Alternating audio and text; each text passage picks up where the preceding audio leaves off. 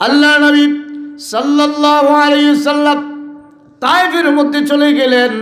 তায়েফের লোকদের বড় আশা ছিল তায়েফের লোকদের প্রতি যে আমাকে তারা ভালোবাসবে, কিন্তু না না, তায়েফের লোকেরা রাসূলকে ভালোবাসে না, বরং ছোট্ট ছোট বাচ্চাদেরকে আল্লাহর নবীর পিছনে লেলায় এমনভাবে দিয়ে দিল।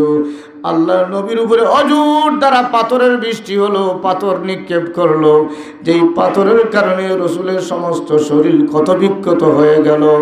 আল্লাহর নবী তিনবার বেহুশ হয়ে গেলেন, আবার হুশ হলো।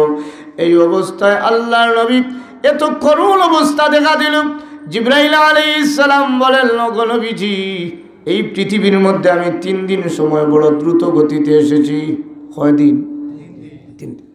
আল্লাহ রসুলকে জিবরাইল বলে, ওগো নবীজি, এত দ্রুত গতিতে 3 দিন দুনিয়ার জমিনে এসেছে, এর মধ্যে একদিন হলো যেই দিন আপনি তায়েফের ময়দানে নির্যাতিত হয়ে গেলেন।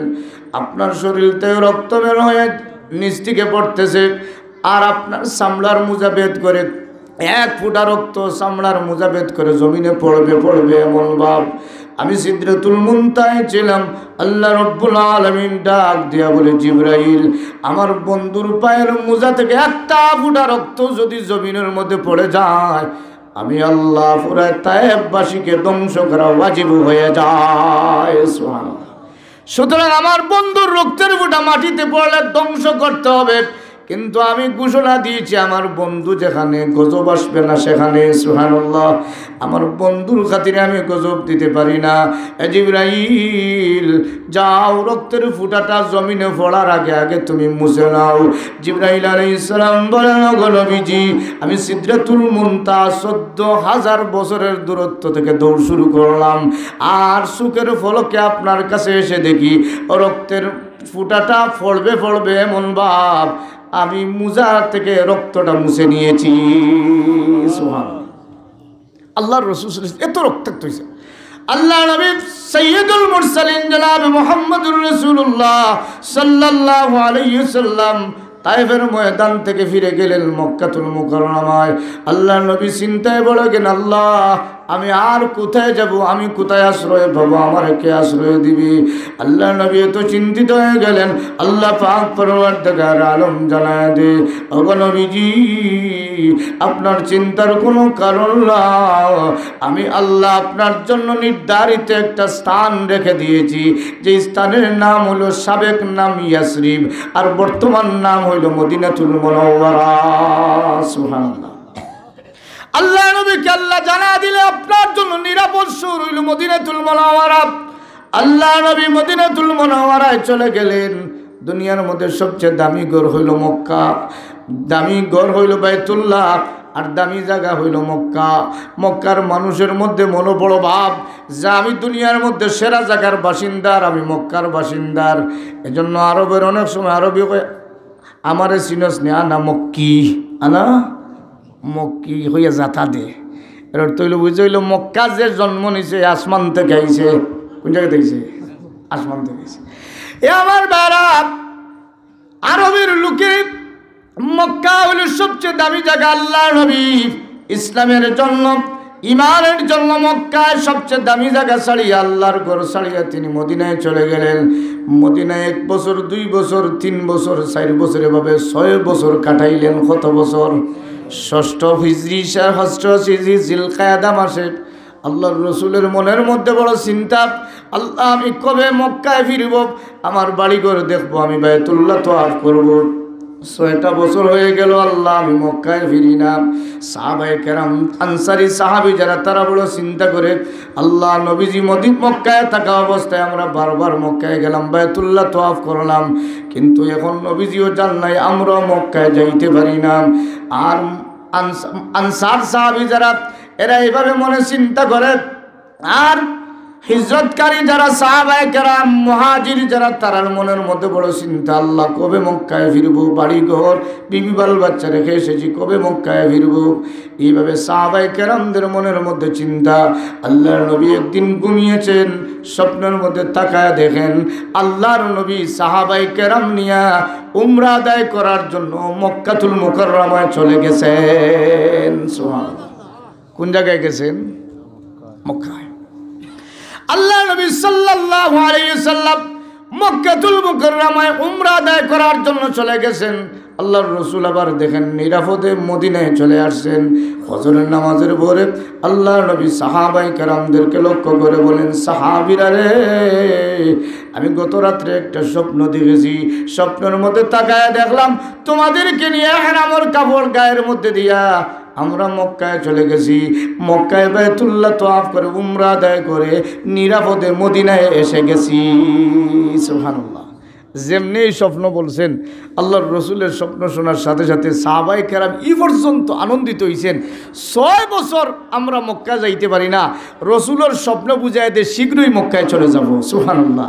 কারণ রসুলের স্বপ্ন, আমরার স্বপ্ন হইলে 3 প্রকার আর রসুলের স্বপ্ন হইলে 1 প্রকার।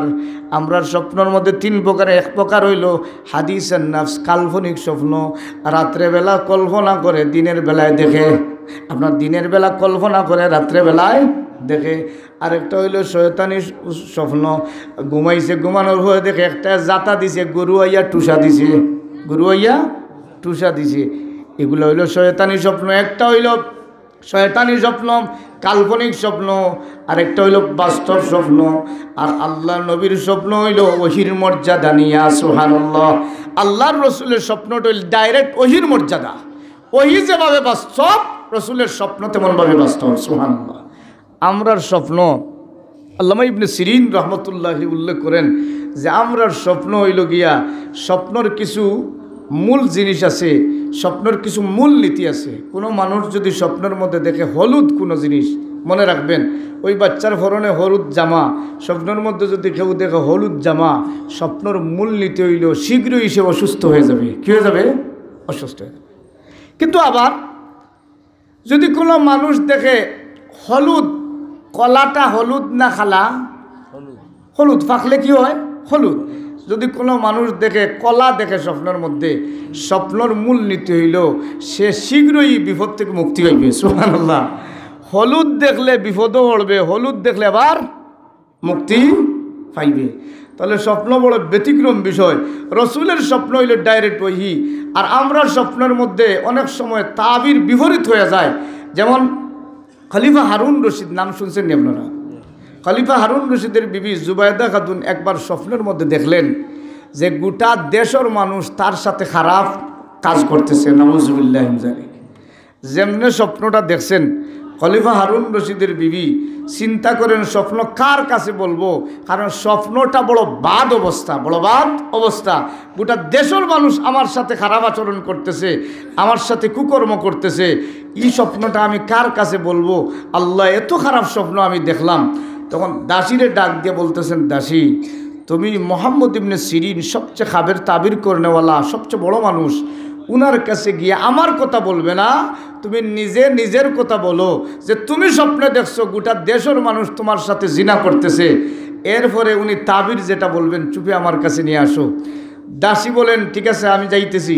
মোহাম্মদ ইবনে সিরিন রহমতুল্লাহর কাছে গেছে। দাসী গিয়া কয়, ও মোহাম্মদ ইবনে সিরিন রহমতুল্লাহ, আমি গত রাত্রে স্বপ্নে দেখলাম গোটা দেশবাসী আমার সাথে জিনা করতেছে। নাউজুবিল্লাহ মিন যালিক। যেমনি এই কথা বলছে, মোহাম্মদ ইবনে সিরিন কত বিজ্ঞ এক মানুষ, ডাক দেয়া বলছে, হে মৃত্যুক মহিলা, তোমার মতো জঘন্যতম মৃত্যুক আর জমিনও নাই। সুবহানাল্লাহ। কি পর্যন্ত স্বপ্ন যেন দেখবে আর কে কিভাবে দেখবে, কত বিজ্ঞ মানুষ। ডাক দেয়া বলে, হে মৃত্যুক মহিলা, তোমার মতো মৃত্যুক এই জগতে আর নাই। তুমি মিথ্যা কথা বলো কেন? তুমি বাস্তবে বলো স্বপ্নটা দেখছে কে, তার নাম বলো। কয়, হুজুর আমি নিজেই দেখছি। কয়, আবার মিথ্যা বলতেছো? তাড়াতাড়ি বের হয়ে যাও, আমার রুম থেকে বের হয়ে যাও, তুমি আবার মিথ্যা বললে অসুবিধা আছে, তাড়াতাড়ি বের হয়ে যাও। দাসী চিন্তা করে, আল্লাহ, স্বপ্ন জানার জন্য আইসি, আরো বিপদও পড়ছি। ঠিক কিনা? অসুবিধা নেই আপনাদের? আমার একটু অসুবিধা হওয়ার, আমার একটু সুবিধাটা দিবানি আপনারা। একটু ফাঁকটা যদি মারার চেষ্টা করেন, পেছন থেকে যদি একটু ফাঁকটা মারেন আর জিকির করেন, লা ইলাহা ইল্লাল্লাহ, লা ইলাহা ইল্লাল্লাহ, লা ইলাহা ইল্লাল্লাহ, লা ইলাহা ইল্লাল্লাহ, লা ইলাহা ইল্লাল্লাহ, লা ইলাহা ইল্লাল্লাহ। লা ইলাহা ইল্লাল্লাহু মুহাম্মাদুর রাসূলুল্লাহ সাল্লাল্লাহু আলাইহি ওয়াসাল্লাম। দাসীরে যেমন দমক দিছেন মুহাম্মদ ইবনে সিরিন কি পর্যন্ত বিজ্ঞ মানুষ দেখেন।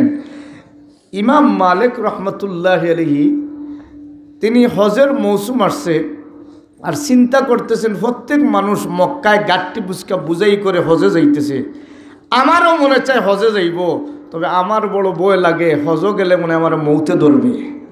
কে ধরবে? মৌতে ধরবে।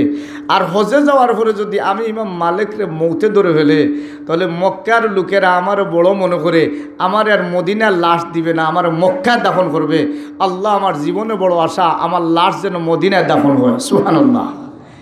এই চিন্তা করতেছেন আর ভাবতেছেন যদি আমি জানতাম আমার মৃত্যু কবে হবে তাহলে ওই মৃত্যুর ফাঁক দিয়ে আমি বারবার হজ করে আসতাম। সুবহানাল্লাহ। আল্লাহ কার কাছে আমি যাব, কে আমারে জানাই দিবে? যেমনভাবে ইদ্রিস আলাইহিস সালামের কাছে একবার জিবরাইল আলাইহিস সালাম বলতেছেন, ও ইদ্রিস আলাইহিস সালাম, আপনার জন্য একটা সুসংবাদ আল্লাহ জানাই দিয়েছে। কি সুসংবাদ? বলি এখন থেকে যত নেক আমল করবে প্রত্যেক নেক আমলের সওয়াব ডবল। সুবহানাল্লাহ। প্রত্যেক নেক আমলের সওয়াব ডবল। যেমনি ইদ্রিস আলাইহিস সালাম এই সংবাদ শুনছেন মাথা ঘুরায় হয় সওয়াব যেহেতু ডবল আছে তাহলে হায়াতও ডবল হওয়ার দরকার, ঠিক কিনা বলে? কারণ চাকরিজীবী যারা বর্তমান সরকারের পে স্কেল খুব ডাটাইয়া দিছে, ঠিক কিনা বলেন? আমরা যে সময় চিন্তাই করি না চাকরির, কোনো সময়ও চিন্তা করি না। এখন হইলে কিছু চিন্তা করতাম বলে সরকারে কিছু চাকরি ধরবো, মাদ্রাসায় পড়াইব বা করব, কিন্তু আগে এটা বেতনের দিক দিয়ে চিন্তা করে সুপারিনটেন্ডেন্টের বেতন 10,000, সুপারিনটেন্ডেন্ট সাহেবের বেতন 10,000, এই বেতনের চিন্তা 10,000 দেখে আমি এমনি ঘুরলেও আসে। সুবহানাল্লাহ। তাহলে এত গুরু দায়িত্বর দরকার কি? কিন্তু বর্তমানে স্কেল খুব বাড়াই দিছে, এখন চাকরি সোনার হরিণ হয়ে গেছে, ঠিক কিনা বলেন? এখন আপনার এইভাবে স্কেল পাওয়ার পরে যদি চাকরির বেতন থাকে 50,000, ভিতরে ভিতরে হয় আল্লাহ হায়াত আরও কিছু বাড়াইয়া দিয়ে যদি পেনশনের বয়স আরও বাড়তো, যদি একটু চাকরির বয়সটা 60 না যদি 80 যাইতো তাহলে আমি পেনশন ডাটাই পাইতাম, ঠিক কিনা বলেন? কারণ ডবল হয়ে যাব। ইদ্রিস আলাইহিস সালাম তিনি বললেন, ও জিবরাইল আলাইহিস সালাম, আমার যে সংবাদ শুনাইলা তাহলে আরেকটা সংবাদ আমারে জানায় দাও। আমি এখন চাইতেছি আমার হায়াত বেশি হইতো, আপনার কোনো তদবির থাকলে একটু জানাই দিন। সুবহানাল্লাহ।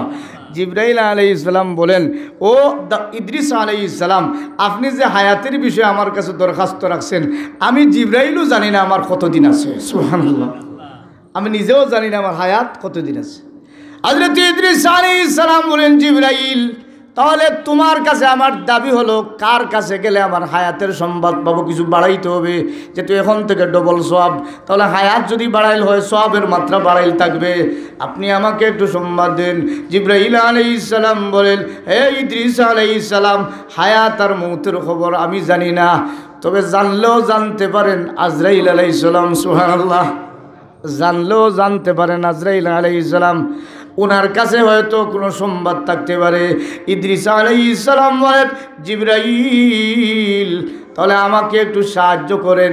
আজরাইল আলাইহিস সালামের বাসস্থান কোন জায়গায় আমি জানি না। জিবরাইল আলাইহিস সালাম বলেন, ওনার হেডকোয়ার্টার হলো 4th আসমানে। সুবহানাল্লাহ। কোন জায়গা? 4th আসমান। যেমনি জিবরাইল আলাইহিস সালাম বলেন ওনার হেডকোয়ার্টার হলো 4th আসমানে, জিবরাইল আলাইহিস সালাম রে ইদ্রিস আলাইহিস সালাম লাফ দিয়ে বললেন, আওয়াজ দিয়ে বললেন, ও জিবরাইল, তাহলে আপনি আমারে 4th আসমানে নিয়ে যান। আমি কিভাবে যাব 4th আসমানে? আপনি আমাকে নিতেই হবে, আমার দাবি। জিবরাইল আলাইহিস সালাম বলেন, ঠিক আছে, আপনি যদি যেতে চান তাহলে চোখ বন্ধ করেন। জিবরাইল আলাইহিস সালাম চোখ বন্ধ করালেন, আর চোখ বন্ধ করে এরপরে বললেন চোখ খুলেন, তাকায় দেখেন 4th আসমানে গেছেন। সুবহানাল্লাহ। জিবরাইল আলাইহিস সালামের কুদরত, আল্লাহর কি কুদরত দেখেন। আল্লাহ নবী সাইয়্যিদুল মুরসালিন জনাব মুহাম্মদুর রাসূলুল্লাহ সাল্লাল্লাহু আলাইহি সাল্লামের সামনে জিবরাইল বসা। জিবরাইল আলাইহিস সালামকে রাসূল বলেন, জিবরাইল তোমার বাড়ি কোথায়? বলে আমার বাড়ি হইল সিদরাতুল মুনতাহা। বলে সিদরাতুল মুনতাহা কোথায়? বলে এখান থেকে 14,000 বছর দূরত্ব। 14,000 বছর দূরত্ব। আল্লাহর রসুল বলেন এত দূরত্বে তুমি বাসস্থান করো, কিন্তু আজকে দেখি আমার কাছে 25 থেকে 30 বার এসে গেছো। সুবহানাল্লাহ। এত 14,000 থেকে দূরত্বে আসো কীভাবে? জিবরাইল আলাইহিস সালাম বলেন, ওগো নবীজি, আল্লাহ আমাকে 600 ডানা দিয়েছে। 600 ডানা থেকে একটা ডানা মাত্র কাত করে ছেড়ে দেই, সুখের ফলকে আপনার কাছে এসে যাই। এই জিবরাইল আলাইহিস সালাম বলেন, ও ইদ্রিস আলাইহিস সালাম, আপনি চোখ বন্ধ করেন। আজ ইদ্রিস আলাইহিস চোখ বন্ধ করছেন। জিবরাইল বলেন একটু তাকান। জিবরাইল আলাইহিস সালাম বলছেন তাকান। ইদ্রিস আলাইহিস সালাম তাকায় দেখেন চতুর্থ আসমানে। সুবহানাল্লাহ। চোখ বন্ধ করছেন আর খুলছেন, কোন জায়গায় গেছেন? জিবরাইল আলাইহিস সালাম বলেন, ওই সামনে যে একটা রুম দেখতেছেন, এটা হইল আজরাইলের ক্যান্টনমেন্ট। সুবহানাল্লাহ, ওনার বাসস্থান। ইদ্রিস আলাইহিস সালাম বলেন, তাহলে আমি চলে যাই? জিবরাইল আলাইহিস সালাম বলেন, না, আপনি এখানে দাঁড়ায় থাকেন, পারমিশন লাগবে, আমি আজরাইল থেকে পারমিশন নিয়ে আসি। আজরাইল আলাইহিস সালামের কাছে জিবরাইল ডাক দিল, ও আজরাইল আলাইহিস সালাম, আপনার কাছে মুলাকাতের জন্য একজন লোক আসছে। বলে কে আসছে? বলেন ওনার নাম হচ্ছে ইদ্রিস। সুবহানাল্লাহ। যেমনে কইছেন ইদ্রিস, আজরাইল ইসলাম কয় আজব লাগে, ইদ্রিস আলাইহিস সালাম চতুর্থ আসমানে আসছেন। যেমনে বলছেন আজব লাগে। আজরাইল ইসলাম এই কথা বলার পরে জিবরাইল বলেন, বিষয়টা বুঝলাম না, আপনার কাছে বড় আজব লাগলো। হযরত জিবরাইল আলাইহিস সালামকে আজরাইল আলাইহিস সালাম বলেন, ও জিবরাইল আলাইহিস সালাম, আল্লাহ পাক প্রতি 24 ঘন্টার মৃত্যুর তালিকা আমি আজরাইলের কাছে পাঠায়া দেন। আর তালিকার মধ্যে 3টা জিনিস থাকে, কে মরবে, কোন জায়গায় মরবে, বাসস্থান কে মরবে, তার নাম কি, কোন সময় মরবে, সময়টা লেখা থাকে, আর কোন জায়গায় মরবে, জায়গাটা লেখা থাকে। আমারে আল্লাহ গত রাত্রে যে মৃত্যুর তালিকা দিয়ে নোটিশ দিয়েছেন, তালিকার মধ্যে আমি দেখি ইদ্রিস আলাইহিস সালামের মওত। সুবহানাল্লাহ। খার মওত। জিবরাইল আলাইহিস সালাম অবাক হয়ে গেলেন। আজরাইল আলাইহিস সালাম বলেন, ও জিবরাইল, অবাক হওয়ার কিছু নাই, আমি তালিকা দেখার পরে দেখি মওত হবে ইদ্রিস আলাইহিস সালামের চতুর্থ আসমানে। কোন জায়গায়? চতুর্থ আসমানে। আমি সারা রাত্রি চিন্তায় মগ্ন ছিলাম। আল্লাহ আমার অর্ডার দিছ, ইদ্রিস আলাইহিস সালামের মওত হইব চতুর্থ আসমানে, আমি চতুর্থ আসমানে, ইদ্রিস আলাইহিস সালাম হইলেন জমিনে। আল্লাহ তুমি কিভাবে উঠাইয়া দিবা? আমি চিন্তায় বিভোর ছিলাম। হঠাৎ আমি আপনার আওয়াজ শুনলাম আমার সামনে ইদ্রিস আলাইহিস সালাম হাজির। সুবহানাল্লাহ। আমার ভাইরা, এটা হলো প্রাসঙ্গিক কথা। আমার মূল কথার দিকে যাই। হযরত জিবরাইল আলাইহিস সালাম রে আল্লাহ পাক যে ক্ষমতা দিয়েছেন, উনিও জানেন না কখন মরবেন। জানেননি? আপনারা জানেননি? আওয়াজে বোঝা যায় কিছু মানুষ জানেন না। আপনারা মরবা কোন সময় জানেননি? আমার ভাইরা, ইমাম মালিক রহমাতুল্লাহ আলাইহি উনি চিন্তা করেন, হায় রে, কোনো ভালো বিজ্ঞ মানুষ যদি পাইতাম, ওনার কাছে জানতাম আমার হায়াত কতটুকু বাকি আছে। এই চিন্তা করতেছেন, চিন্তা করে করে ঘুমিয়ে পড়েছেন। স্বপ্নের মধ্যে তাকায় দেখেন আকায় নামদার তাজদারে মদিনা সৈয়দুল মুরসালিন শাফিউল মুজনিমিন জনাব মুহাম্মদুর রাসূলুল্লাহ সাল্লাল্লাহু আলাইহি ওয়াসাল্লাম আল্লাহর রাসূলের যেমনে স্বপ্ন দেখছেন, ইমাম মালিক ডাক দেন, ইয়া রাসূলুল্লাহ, আমি একটা কথার জন্য বড় চিন্তিত। আল্লাহর রসুল গো, আপনি আমাকে জানাই দেন আমার হায়াত কতটুকু বাকি আছে। সুবহানাল্লাহ। আল্লাহর রসুল এই কথাটা শুনে কোনো জবাব দিলেন না, 5টা আঙ্গুল দিয়ে ইশারা করে দিলেন। যেমনি 5 আঙ্গুল দেখছেন ঘুম ভেঙে গেছে। এখন হিসাব লাগায় দেখেন এই স্বপ্নের তাবির কিভাবে করব। 5 আঙ্গুল দিয়া 5 বছর হায়াত আসেনি না 5 মাস আছে? রসুলকে জিজ্ঞাসা করলাম আমার হায়াত কতদিন বাকি আছে? আল্লাহ রসুল 5 আঙ্গুল দেখা দিয়া 5 বছর না 5 মাস না 5 দিন কিছু হিসাব মিলাতে পারেন না। মুহাম্মদ ইবনে সিরিন রহমতুল্লাহ এর কাছে পাঠায় দিলেন। মুহাম্মদ ইবনে সিরিন রহমতুল্লাহ বলেন, এই স্বপ্নটা কে দেখছে? খাদেম ডাক দেয়া হয়, উনি নাম বলতে নিষেধ করেছেন। মুহাম্মদ ইবনে সিরিন বলেন, তাহলে আমিও স্বপ্ন বলতে নিষেধ করলাম। সুবহানাল্লাহ। নাম বলতে যদি নিষেধ হয় তাহলে স্বপ্ন বলতে নিষেধ কেন? বলে স্বপ্নর তাবির হইল নামের সাথে যুক্ত। সুবহানাল্লাহ। মানুষের সময়ের সাথে যুক্ত, নামের সাথে যুক্ত। তাহলে আমার পক্ষে বলা সম্ভব না খাদেম ডাক দিয়ে কই, ও ইমাম ইবনে সিরিন, মোহাম্মদ ইবনে সিরিন, যাই আমি পারমিশন নিয়ে আসি। পারমিশন নিয়ে এসে বললো যে এই স্বপ্ন দেখেছেন ইমাম মালিক। মোহাম্মদ ইবনে সিরিন রহমতুল্লাহ বলেন, হ্যাঁ তুমি যেই সময় এই স্বপ্নটা বলেছো আমি ধারণা করছি এই স্বপ্ন ইমাম মালিক ছাড়া কেউ দেখবে না। স্বপ্নটা ইমাম মালিকই দেখবে। এই দাসী যখন এই কথাটা বলল, হে মোহাম্মদ ইবনে সিরিন রহমতুল্লাহ, আমার মুনিবা দেখেছেন স্বপ্নটা, জুবায়দা খাতুন স্বপ্ন দেখেছেন। ইমাম মোহাম্মদ ইবনে সিরিন যখন তালাইয়া দিলেন, বাড়িতে গেছে, যাওয়ার পরে কয়, মুনিবাগো আমার পক্ষে স্বপ্নের তাবির জানা সম্ভব নয়। উনি বলতেছেন আমি মৃত্যুক, স্বপ্নটা আমার মতো কেউ দেখার সুযোগ নাই। সুবহানাল্লাহ। যেমনে শুনছে জুবায়দা খাতুন, ঠিক আছে যদি স্বপ্নর তাবির বলতে পারেন না তাহলে যাও আমার নামটা বলে দিও, ইজ্জত থাক আর যা, কি করবো। মোহাম্মদ ইবনে সিরিন রহমাতুল্লাহ আলাইহির কাছে জুবায়দা খাতুন সংবাদ দিয়া দিল, দাসী দিয়া, যাও স্বপ্নটা দেখেছি আমি। তখন মোহাম্মদ ইবনে সিরিন রহমাতুল্লাহ বলেন, ও দাসী তোমারে আমি মৃত্যুক বলেছি কেন? বলে আমি গবেষণা করে দেখছি এই স্বপ্ন জুবায়দা ছাড়া কেউ দেখবে না। সুবহানাল্লাহ। তাহলে স্বপ্নের তাবিরটা শুনো। উনি দেখছে গোটা দেশবাসী তার সাথে জিনা করতেছে, আর স্বপ্নের তাবির হইল উনি শীঘ্রই এমন একটা দেশবাসীর জন্য কাজ করবে, গোটা দেশবাসী চিরজীবনের জন্য কৃতজ্ঞতা হবে। সুবহানাল্লাহ। পরিশেষে ঐতিহাসিকগণ উল্লেখ করেন জুবায়দা একটা নহরে জুবায়দা করে গেছেন, যেই নহর থেকে মানুষ মৌত পর্যন্ত পানি পান করছে। সুবহানাল্লাহ। এখন আপনারা বলেন স্বপ্ন দেখছেন কি আর প্রতিফল কি হয়েছে দেখছেন নি? আমার ভাইয়েরা, আমরা স্বপ্ন এভাবে প্রতিফল হয়। স্বপ্নের তাবির কিছু পরিষ্কার থাকে, কিছু অস্পষ্ট থাকে। যেমন ইউসুফ আলাইহিস সালাম স্বপ্ন দেখেছিলেন, আব্বা ইন্নী রাআইতু আহাদা আশারা কাওকাবান ওয়াশ শামসা ওয়াল কামারা রাআইতুহুম লি সাজিদিন। আব্বা আমি তাকায় দেখলাম আসমানের 11টা তারকা আর চন্দ্র সূর্য আমার সেজদা দিতেছে। এই স্বপ্নের ব্যাখ্যা বড় স্পষ্ট। এজন্য হযরতে ইয়াকুব আলাইহিস সালাম বলেন, ইয়া বুনাইয়া লা তাকসুস রুয়াকা আলা ইখওয়াতিকা ফায়াকিদু লাকা কাইদা। এই স্বপ্ন তুমি বলিও না, কারণ এই স্বপ্নর তাবির স্পষ্ট। যারাই শুনবে তারাই বুঝে তোমার মর্যাদা বেড়ে গেছে। সুবহানাল্লাহ। আমার ভাইরা আসুন, এই স্বপ্ন আল্লাহর রসুল যে স্বপ্ন দেখলেন, আমি প্রাসঙ্গিক অনেক দিকে চলে গেছি, অসুবিধা হয়েছে না আপনাদের? কিছু বিষয়ে প্রাসঙ্গিক চলে গেলাম। আল্লাহর রসুল যে স্বপ্নটা দেখলেন, রসুলের স্বপ্ন ডাইরেক্ট ওহির মর্যাদা। সুবহানাল্লাহ।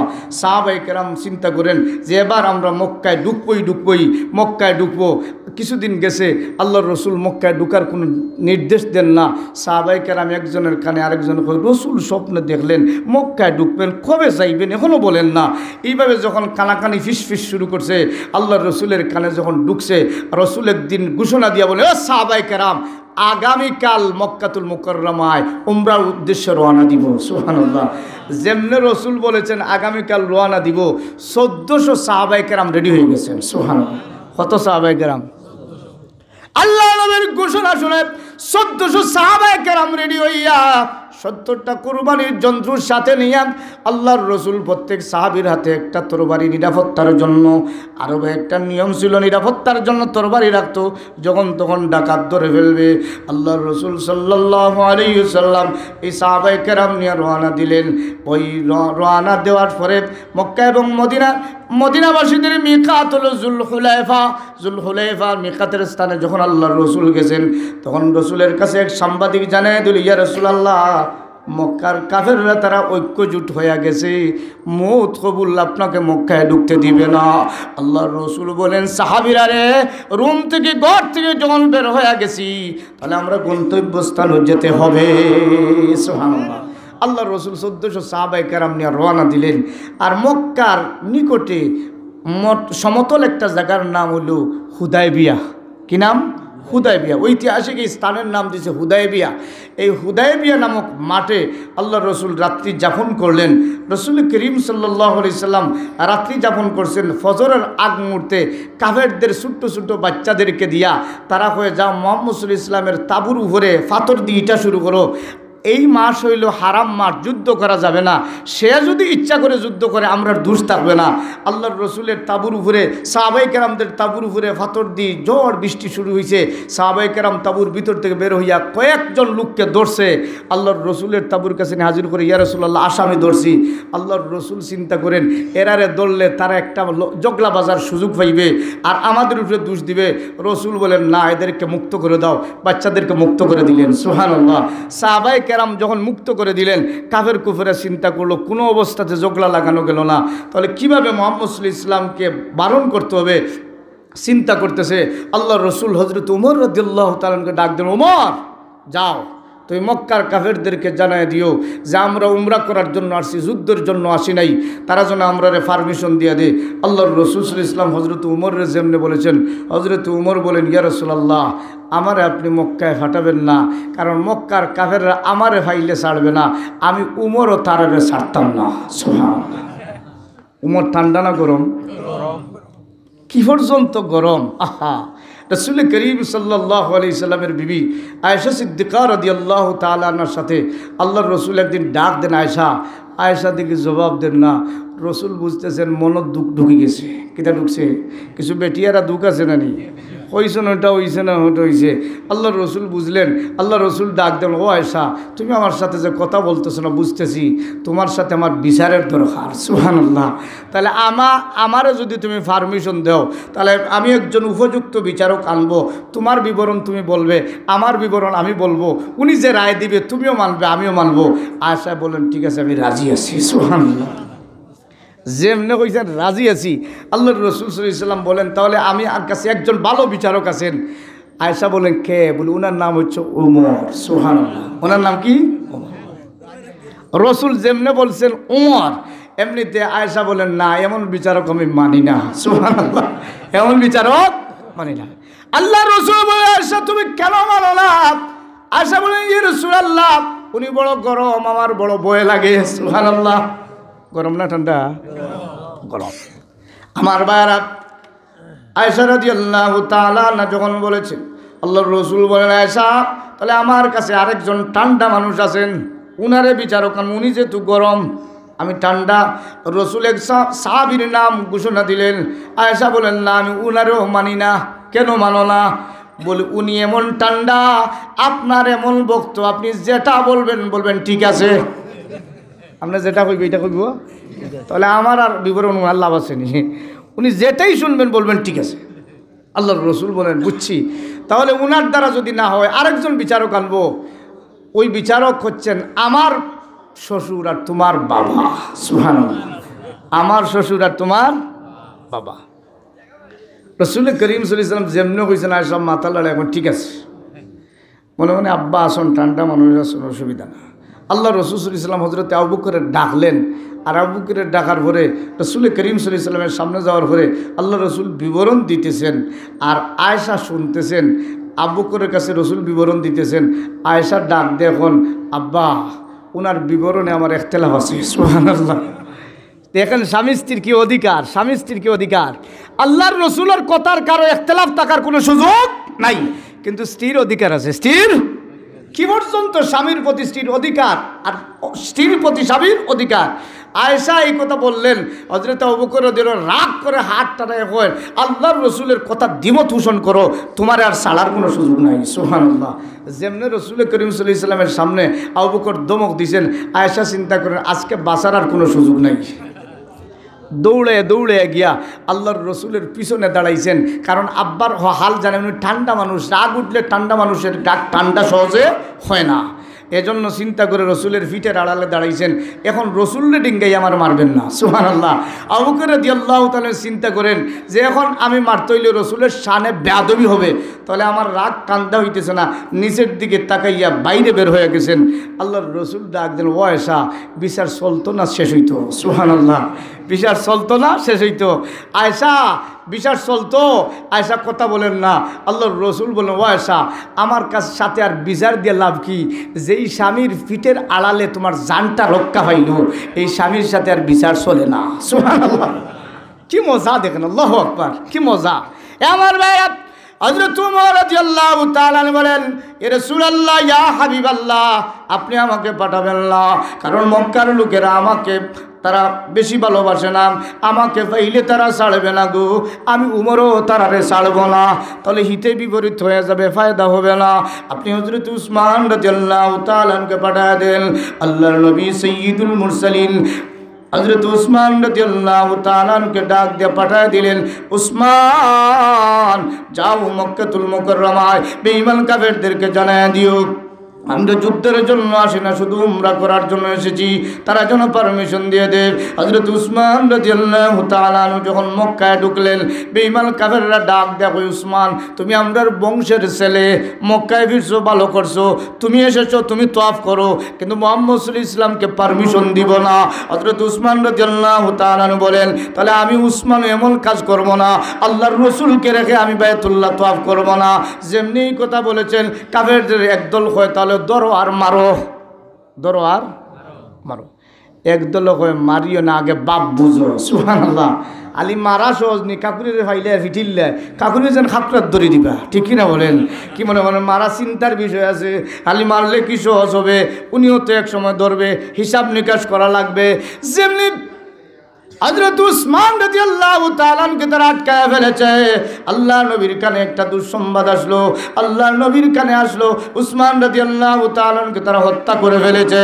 আল্লাহর রাসূল সাল্লাল্লাহু আলাইহি সাল্লাম সাহাবায়ে কেরামদেরকে ডাক দিয়ে বলেন, সাহাবীরা রে, আমার উসমানকে যদি তারা হত্যা করে ফেলে, আমি রাসূল ঘোষণা দিলাম, যতক্ষণ পর্যন্ত আমার উসমান হত্যার বিচার পাবো না, আমি নবীজি আর মদিনায় ফিরবো না। সাহাবায়ে কেরাম কই, ইয়া রাসূলুল্লাহ, আমরার শরীরেও যদি বিন্দু পরিমাণ রক্ত থাকে গো, তাহলে আমরাও ওয়াদা দিলাম উসমান রাদিয়াল্লাহু তাআলা হত্যার বিচার না নিয়ে আর মদিনায় ফিরব না। ঘোষণাকার বিশ্ব নবীর। সুবহানাল্লাহ। দুনিয়া পরিবর্তন হওয়া সম্ভাবনা আছে, নবীর হত্যার পরিবর্তনের সম্ভাবনা নাই। যেমনি এই সংবাদ মক্কায় গেছে, মক্কার বুদ্ধিমান বুড়া বুড়া লোকেরা কইরে, বাপ বালানা ছাড়িয়া দেও, এখন উল্টাটা হয়ে যাব, ঠিক কিনা বলেন? যেমনি উসমান রাদিয়াল্লাহু তাআলা ছাড়ছেন, উসমান রাদিয়াল্লাহু তাআলা রাসূলের কাছে এসেছেন, আর পিছনে পিছনে একটা বুদ্ধিমান শিক্ষিত লোক, তার নাম হলো সুহাইল ইবনে আমর। সুহাইল ইবনে আমর আল্লাহর রাসূলের সামনে এসে কয়, ও মুহাম্মদ ইবনে আব্দুল্লাহ সাল্লাল্লাহু আলাইহি সাল্লাম, আমরা চাই আপনি উমরা করার জন্য সুযোগটা দিতাম, আপনি যদি সুযোগটা নিতে চান, তাহলে আপনারা এবং আমরা একটা চুক্তি করে নেই, চুক্তি যদি হয়ে যায় আপনিও তওয়াফ করবেন, আমরা আপনারা সুযোগ দিব। সুবহানাল্লাহ। আল্লাহর রাসূল কয়, ঠিক আছে, তোমাদের সাথে আমি চুক্তিতে রাজি। সুবহানাল্লাহ। কি চুক্তি? বলে, চুক্তির এক নম্বর শর্ত হইল 10 বছরের মধ্যে আপনিও আমরার সাথে যুদ্ধ করবেন না, আমরাও আপনার সাথে যুদ্ধ করব না। সুবহানাল্লাহ। কত বছর? যেমনে কইছেন 10 বছর যুদ্ধ করব না, আল্লাহর রসুল ডাক দেখয়, ও সুহাইল ইবনে আমর, তোমাদের প্রস্তাবে আমি রসুল রাজি। সুবহানাল্লাহ। যেমনে কইছেন রাজি। 2 নম্বর সুহাইল ইবনে আমরের প্রস্তাব দেয়, কয় এখন থেকে মক্কার যত গোত্র আছে, যে কোনো কাবিলা আপনার সাথে যেতে চাইলেও যেতে পারবে, আপনার সাথে যুক্ত হইতেও পারবে, আমরার সাথে চাইলেও যুক্ত হইতে পারবে, কোনো বাধা থাকবে না। রসুল কয়, তাও মানলাম। সুবহানাল্লাহ। 3 নম্বর প্রস্তাব হইল, এখন থেকে আমাদের পারমিশন ছাড়া, মক্কার আমাদের লিডারদের পারমিশন ছাড়া কোনো মানুষ যদি আপনার কাছে মদিনায় চলে যায়, আপনি আমাদের হাতে তুলে দিবেন। আর মদিনা থেকে যদি কেউ আপনাদের পারমিশন ছাড়া আমরার কাছে আসে, আমরা ছাড়িয়ে দেনেওয়ালা না। নাউজুবিল্লাহ। হয় আপনারা ছাড়বেন, আমরা ছাড়তাম না। আল্লাহর রসুল কই, এটাও মানলাম। সুবহানাল্লাহ। যেমনি কইছেন মানলাম, হাদিসে এসেছে, হযরত উমর রাদিয়াল্লাহু তাআলা বলেন, ইয়া রাসূলুল্লাহ, এটা কেমন করে হয়? আল্লাহর রসুল হযরত আবু বকরের কাছে গেলেন, আল্লাহর রসুল হযরত উমর আবু বকর রাদিয়াল্লাহু তাআলার কাছে গেছেন, আবু বকর রাদিয়াল্লাহু তাআলা সান্ত্বনা দিলেন, রসুলের কাছে এসে বলেন, ইয়া রাসূলুল্লাহ, আপনি কি রসুল না? আমরা কি আপনার উম্মত না? তাহলে এটা কেমন করে মানা যায়? রসুল কয়, তুমি শান্ত হও। সুবহানাল্লাহ। আল্লাহর রসুল চুক্তি করলেন, চুক্তি ফাইনাল হয়ে গেল। যেমনে ফাইনাল হইছে, এমনিতে আল্লাহর রাসূল সাল্লাল্লাহু আলাইহি সাল্লামের সামনে সুহাইল ইবনে আমরের ছেলে ঈমান গ্রহণ করেছে, হাতের মধ্যে বেড়ি লাগানো, পায়ের মধ্যে রশি লাগানো, শরীরে কত বিক্ষত, ডাক দেবেন, ইয়া রাসূলুল্লাহ, ইয়া হাবিবাল্লাহ, আমি ওই জালেমদের নির্যাতনের শিকার ছিলাম। আপনার সংবাদ শোনার পরে আমি বহু কষ্ট করে তাদের ব্যারিকেড থেকে ভেঙ্গে আপনার কাছে আসলাম। আল্লাহর নবীকে আমি ঈমান গ্রহণ করার কারণে আমার এত নির্যাতন আমার উপরে, আপনি আমাকে সাহায্য করেন। সুহাইল ইবনে আমর হয় আর সাহায্য করার সুযোগ নাই, শর্ত হয়ে গেছে, আমার কাছে ফিরাইয়া দিবে। যেমনে কইছে ফিরাইয়া দিবে, আল্লাহর রসুল বলেন হ্যাঁ আমি চুক্তির খাতিরে ফিরাইয়া দিলাম। সুবহানাল্লাহ। যেমনে কইছেন ফিরাইয়া দিলাম, সাহাবায়ে কেরামের চোখ থেকে দর করে পানি পড়া শুরু হয়েছে। আল্লাহর রসুল করেন কেমন শর্ত মানলেন? আল্লাহর রসুল ঘোষণা দিলেন, সাহাবীরা রে, প্রত্যেক এহরামর কাপড় খোলার জন্য হালাল হইতে হইলে মাথা মুন্নন করো, কুরবানি করো। আল্লাহ নবী তিনবার সাহাবায়ে কেরামরে অর্ডার দিলেন। সাহাবায়ে কেরাম বালুর মধ্যে বসেছেন, নড়াচড়া করেন না। আল্লাহর রসুল তিনবার অর্ডার দেওয়ার পরে কেউ মাথা মুন্ডন করেন না। আল্লাহর রসুল নিজের তাঁবুর ভিতরে ছিলেন। বিবি উম্মে সালমা রাদিয়াল্লাহু তাআলা আনহা, উম্মে সালমা রাদিয়াল্লাহু তাআলা আনহার কাছে ডাক দেয়া বলেন, বিবি গো, আমার সাহাবায়ে কেরামরে একটা অর্ডার দিতে দেরি, কাজ করতে দেরি হয় না। তিনবার অর্ডার দিলাম, তারা মাথা মুন্ডন করে না, কোনো কাজ করে না। আল্লাহর রসুলের বিবি উম্মে সালমা রাদিয়াল্লাহু তাআলা আনহা বলেন, ওগো নবীজি, আপনি আমার কথা শুনেন, একটা কাজ করেন, আপনি আগে মাথা মুন্ডন করেন, কুরবানি করুন, আর আপনি হালাল হয়ে যান। আমার বিশ্বাস আপনার দৃশ্য দেখার পরে একজন সাহাবীও দেরি করবে না। সুবহানাল্লাহ। রসুল তাবুর বাইরে গিয়ে মাথা মুন্ডন করলেন। যেমনি মাথা মুন্ডনের দৃশ্য সাহাবায়ে কেরাম দেখছেন, এমনি অবস্থায় সাহাবায়ে কেরাম ডাকলো, নবীর সাহাবীরা আর দেরি করে লাভ নাই, চুক্তি ফাইনাল হয়ে গেছে। সুবহানাল্লাহ। আমরা যে অভিমান করছিলাম চুক্তিটা পরে একটু বাদ দিবেন, রসুল চুক্তি কার্যকর করে ফেলছেন, সুতরাং চিন্তার কোনো কারণ নাই। এখন রসুলের কথা মানতে হবে। প্রত্যেক মাথা মুন্ডন করছেন, আল্লাহর রসুলের সাথে রওনা দিয়েছেন মদিনাতুল মুনাওয়ারার দিকে। রসুল হযরত ওমর রাদিয়াল্লাহু তাআলা বলেন, আমি মদিনার দিকে যখন যাচ্ছিলাম, এই অবস্থায় ভিতরে ভিতরে ভাবতেছি যে আল্লাহর রসুল আজকে ইসলামরে ডুবাইয়া যাইতেছেন। নাউজুবিল্লাহ। হযরত ওমর বলেন, আমি এই ধারণা আমি করছিলাম, এজন্য বহু সদকা দিছি, বহু নেক আমল করছি, আমি আল্লাহকে খুশি করার জন্য বহু চেষ্টা করছি। এই দিন আমার ইমান এত দুর্বল হয়েছিল, আমি ভাবতেছি ইসলাম আজকেই ধ্বংস হয়ে যাচ্ছে। কিন্তু আল্লাহর রসুল যখন মক্কা মদিনার মধ্যস্থানে গেলেন, আল্লাহ পাক রসুল এবং সাহাবায়ে কেরামকে খুশি করার জন্য কোরআনের একটা সূরা নাজিল করে দিয়ে জানায় দিল, ইন্না ফাতাহনা লাকা ফাতহাম মুবিনা। আল্লাহ পাক রব্বুল আলামিন বলে, ওগো নবীজি, আপনি যে চুক্তি করেছেন, আমি আল্লাহর দৃষ্টিতে একটা চুক্তি না, এটা হলো প্রকাশ্য একটা বিজয়। সুবহানাল্লাহ। সাহাবায়ে কেরাম চিন্তিত, আল্লাহ কই এটা চুক্তি না, একটা বিজয়। এখন রসুল মদিনায় গেছেন, 10 বছর যুদ্ধ নাই। সাহাবায়ে কেরামদেরকে বলেন, যাও ইসলামের দাওয়াত দেও। চতুর্দিকে দাওয়াত দেওয়া শুরু হয়েছে। 18 মাসের ব্যবধানে মুসলমানদের সংখ্যা হয়ে গেছেন 10,000-এর উপরে। সুবহানাল্লাহ। কত হাজারের উপরে? 10,000-এর উপরে মুসলমানদের সংখ্যা যেমনি হয়েছেন, এমনি অবস্থায় আল্লাহর রসুল সাল্লাল্লাহু আলাইহি ওয়াসাল্লাম এমনি অবস্থায় শুধু ইমানের দাওয়াত দিছেন।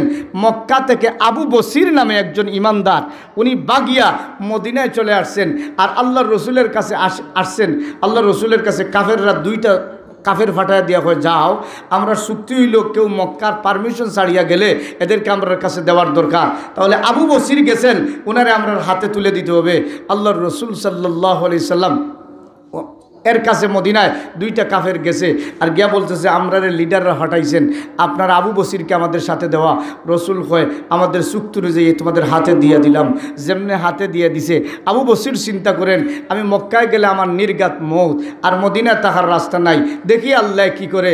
মধ্যখানে রাস্তা, মধ্যখানে গেছেন, আর লোহিত সাগরের নিকটবর্তী হইয়া ভিতর থেকে চাকু বের করে এক কাফেরের বুকের উপরে চাকু মারছেন, আর মারিয়া কয়েন, হয় তুই মরতে, নইলে আমি মরতাম। সুবহানাল্লাহ। আমি মক্কায় গেলে মৌত হইলে তুই মরতে।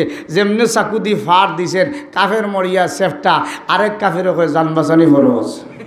জান বাঁচানি থাকতো না, বাঁচাইতো দিছে। দৌড়ে আহে মক্কায় গেছে, গিয়া কয়, আমার জানটা বাঁচাই আইছি, আল্লাহ আমারে বাঁচাইছে। সুবহানাল্লাহ।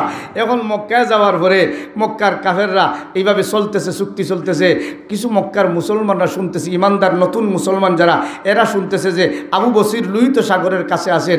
তারা চিন্তা করলো, মদিনায় যাওয়ার সুযোগ নাই, মক্কায় থাকলে বান্ডা খাওয়ার সুযোগ, তাহলে আমরা আবু বসিরের কাছে যাই। এইভাবে প্রত্যেক মক্কা থেকে বাগ্যে যাওয়া শুরু করলো লোহিত সাগরের পারে আবু বসিরের কাছে। যাইতে যাইতে যাইতে যাইতে যাইতে হযরত আবু বকর রাদিয়াল্লাহু তাআলার কাছে 70 জন মুসলমান চলে গেছেন। সুবহানাল্লাহ। যেমনে 70 জন সৈনিক হইছে, কাফিররা কয় চুক্তি করিয়া লাভ নাই। চুক্তি করিয়া আমরা চুক্তি করছিলাম মুসলমান আখ্যাইতাম, এখন চুক্তির বলে মুসলমান আরো বাড়তেছে। সুবহানাল্লাহ। তাহলে আর চুক্তি করে লাভ নাই। একটা পত্র পাঠায় দিয়ে কই, ও মুহাম্মদ ইবনে আব্দুল্লাহ সাল্লাল্লাহু আলাইহি সাল্লাম, এখন থেকে আর চুক্তির কোনো কার্যকারিতা নাই। রসুল কয়, তোমরা নাই আমারও নাই। সুবহানাল্লাহ।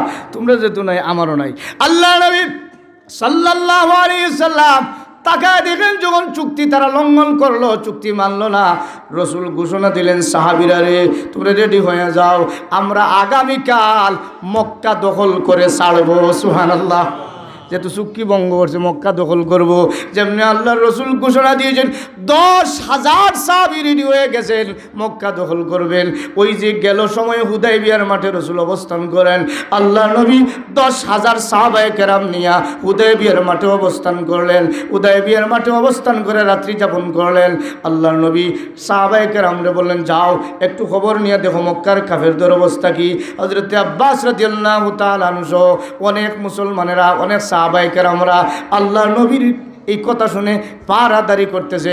এমনিতে দেখেন আবু সুফিয়ান লিডার সহ তারাও ঘুরতেছে, সাহাবায়ে কেরাম আবু সুফিয়ান সহ ধরছে, আল্লাহ নবীর তাঁবুর ভিতরে ঢুকাইয়া দিছে। সুবহানাল্লাহ।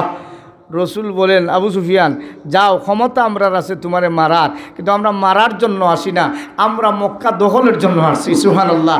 আমরা মারতে চাই না, আমরা দখলের জন্য আসছি, মক্কা আমরা রায়ত্ব নেওয়ার জন্য আসছি।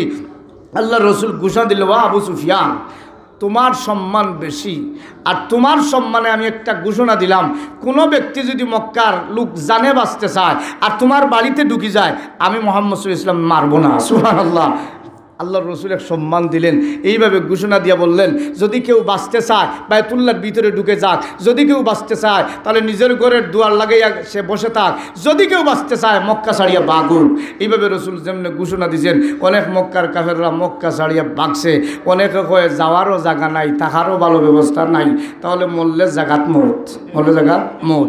অনেক ঘরের ভিতরে রয়েছে, অনেক বাইরে চলে গেছে, এইভাবে অবস্থান। জি আমার ভাইজান এখানে নিয়ে আসেন, আসেন ভাইজান, এখানে আসেন, এখানে আসেন, আসেন। সাল্লাল্লাহু আলা সাইয়্যিদিনা ওয়া মাওলানা মুহাম্মদ ওয়া আলা আলিহি ওয়া আসহাবিহি ওয়া সাল্লাম।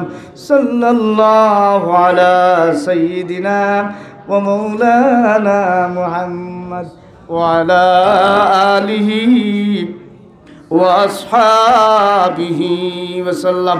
আমার ভাইরা, আমার চেয়ারম্যান সাহেব এসে গেছেন, আপনাদের এলাকারই গর্ব, ঠিক কিনা বলেন? আমার চেয়ারম্যান সাহেব এসে গেছেন, আর আমি আর একটা মাহফিলেও যাইতে হবো, আর আমরা আরও মেহমান সামনে, কথাটা সংক্ষেপ করতেছি, অসুবিধা হইতেছি না আপনাদের? আমার ভাইরা, আমি যেই কথাটা বলা আমার মূল উদ্দেশ্য, আল্লাহর রসুল সাল্লাল্লাহু আলাইহি ওয়াসাল্লাম 10,000 সাহাবায়ে কেরামরা ভাগ করলেন, 5,000 দিয়ে 2 ভাগে বিভক্ত করে মক্কা আক্রমণ করা শুরু করলেন। বিনা রক্তপাতে কাফেররা মক্কা ফালাইয়া অনেক ভাগছে, অনেক নিরাপত্তায় চলে গেছে। আল্লাহর রসুল বিনা রক্তপাতে মক্কা দখল করলেন। সুবহানাল্লাহ। আল্লাহ পাক রব্বুল আলামিন আল্লাহর রসুল দিয়া বিনা রক্তপাতে মক্কা দখল করলো। 18 মাস আগে মক্কায় তারা উমরা করার পারমিশন দিল না, কিন্তু 18 মাসের ব্যবধানে আল্লাহ মক্কা দখল করায় ছাড়লো। যেমনি রসুল মক্কা দখল করলেন, আল্লাহর রসুল তাকে দেখেন জোরের সময় হয়ে গেছে, একজন মুয়াজ্জিন দিয়ে আজান দেওয়াতে হবে। এমনিতে রসুল ডাক দেওয়া বলেন, বেলাল রে যাও বাইতুল্লাহর ছাদের উপরে আরোহণ করো আর জোরের নামাজের আজানটা দিয়ে দাও। হযরত বেলাল রাদিয়াল্লাহু তাআলা আনহু বাইতুল্লাহর ছাদে আরোহণ করলেন আর জোরের আজান দিলেন, আল্লাহু আকবার, আল্লাহু আকবার। যেমনি আজান দেওয়া শুরু করলেন, 3টা কাফের তাফসীরের কিতাব উল্লেখ করা হয়, একটা কাফেরের নাম হলো আবু সুফিয়ান, কাফেরের নাম, আর আরেকটা কাফেরের নাম হলো ইত্তাব ইবনে আসিদ।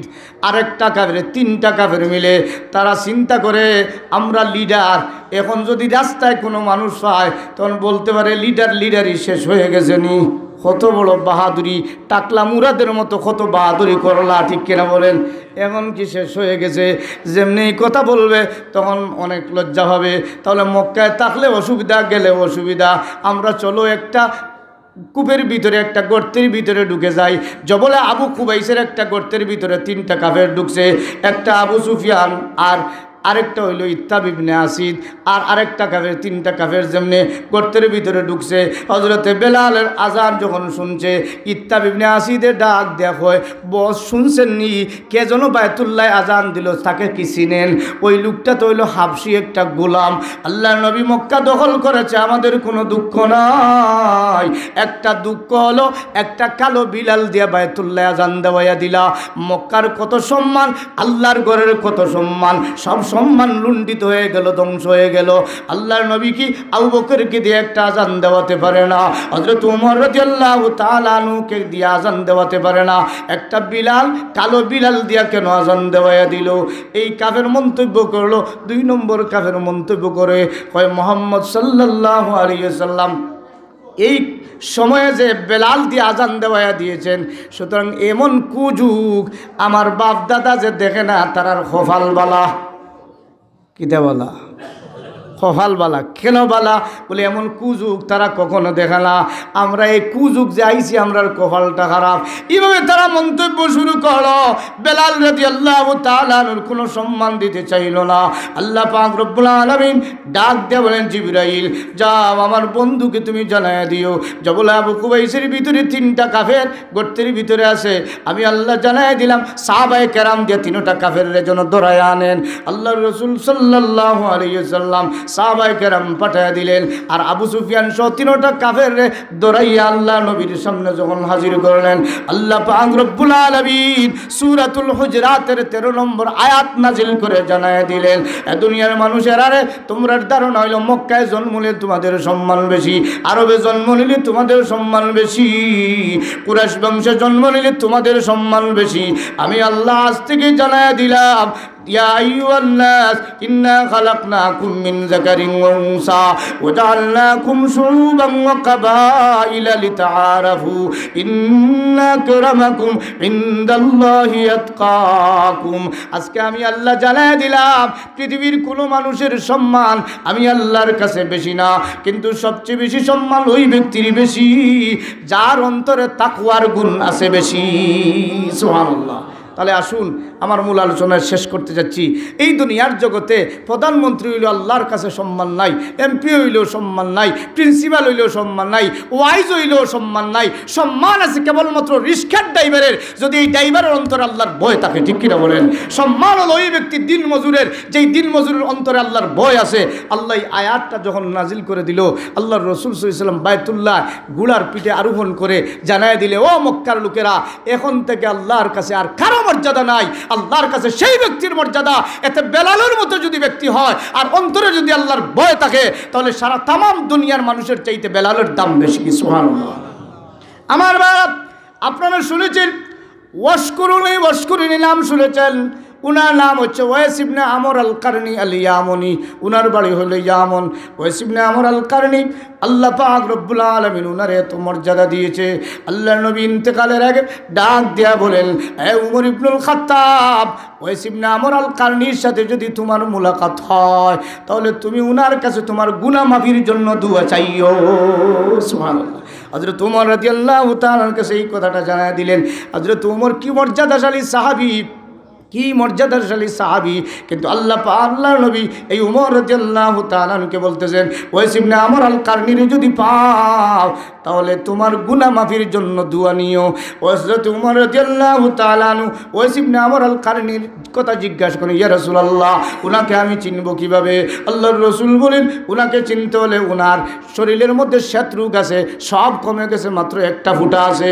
একটা ফুটা যদি দেখো তাহলে চিনতে পারবে।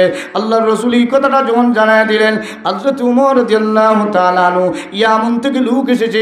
ইয়ামনের লোকেরা যখন আল্লাহ নবীর সাহাবী হযরত উমরের সামনে এসেছেন, হযরত উমর রাদিয়াল্লাহু তাআলা এমনি অবস্থায় ডাক দিয়া বলেন, তোমাদের বাড়ি কোথায়? বলে, আমাদের বাড়ি হইলে ইয়ামন। তাহলে তোমরা ওয়াইস ইবনে আমর আল কারনিকে চিনো? তারা ডাক দিয়ে বলে, এই নামে কোনো লোক চিনে না। ওনার মধ্যে একটা গুণ আছে, ওনার শ্বেত রোগ আছে, সব রোগ কমে গেছে, মাত্র একটা ফুটা আছে। আল্লাহ নবীর সাহাবী হযরত উমরের কথা শুনে তারা বাড়িতে গেল। আর বাড়িতে গিয়ে ওয়াইস ইবনে আমর আল কারনিরে জিজ্ঞাসা করলো, সব বিবরণ তারা পেয়ে গেল। আর বলল আল্লাহর নবীর সাহাবী হযরত উমর বলেছেন আপনি যাওয়ার জন্য। ওয়াইস ইবনে আমর আল কারনী হযরত উমর রাদিয়াল্লাহু তাআলা এর কাছে এসেছেন। আর হযরত উমর উনাকে পাইয়া ডাক দিয়ে বলেন, এ ভাই ওয়াইস ইবনে আমর আল কারনী, আমার মাগফিরাতের জন্য তুমি একটা দোয়া করো, আল্লাহ যেন আমি উমরের মাফ করে দিয়া দে। ওয়াইস ইবনে আমর আল কারনী বলেন, না আমি দোয়া করব না, আপনি দোয়া করেন। হযরত উমর বলেন, ও ওয়াইস ইবনে আমর আল কারনী, আমি বলতেছি না, আমার নবী বলে গেছেন তোমারে পাইলে যেন গুনাহ মাফির দোয়া লইয়া যাই। সুবহানাল্লাহ। যেমনি এই কথা বলছেন, ওয়াইস ইবনে আমরে দোয়া করছেন আমর আল কারনী, আল্লাহ ওমররে তুমি মাফ করে দাও। হাত নামাইছেন।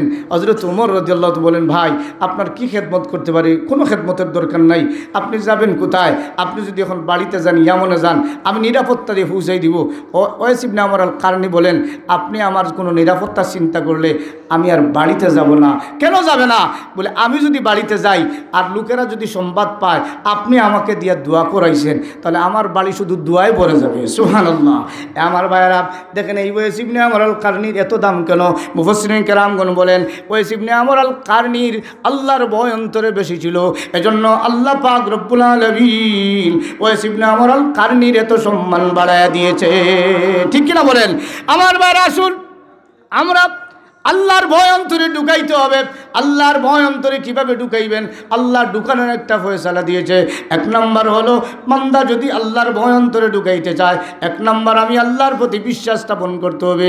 আল্লাযীনা ইউমিনুনা বিল গায়ব, সে অদৃশ্য বিষয়ের প্রতি ঈমান আনবে। আমি আল্লাহরে দেখে না, আমি এক অদ্বিতীয়, আমার প্রতি বিশ্বাস স্থাপন করবে। আর দুই নম্বর হলো ওয়ায়ুকিমুনাস সালাহ, বান্দারে তুমি মুত্তাকি যদি হতে চাও, তোমার অন্তরে আল্লাহর ভয় ঢুকাইতে চাও, তাহলে তুমি নামাজ কায়েম করা লাগবে, নামাজ ছাড়া যাবে না। তাহলে আমরা যারা নামাজ ছাড়ি আল্লাহর কাছে দামি হওয়া যাবে না। ঠিক কিনা বলেন? নামাজ ছাড়া আল্লাহর কাছে দামি হওয়া যাবে না, মুত্তাকি হওয়া যাবে না। তাহলে আজকের মাহফিল থেকে সিদ্ধান্ত নিব, আল্লাহ আমাদেরকে তুমি মুত্তাকি বানাও, আর মুত্তাকি বনতে হলে নামাজি বানায়া দাও। ঠিক কিনা বলেন? এখন 5 ওয়াক্ত নামাজ পড়তে খারা খারা রাজি আছেন? দেখে হাত তুলেন। নারায়ে তাকবীর, নারায়ে তাকবীর, আলহামদুলিল্লাহ।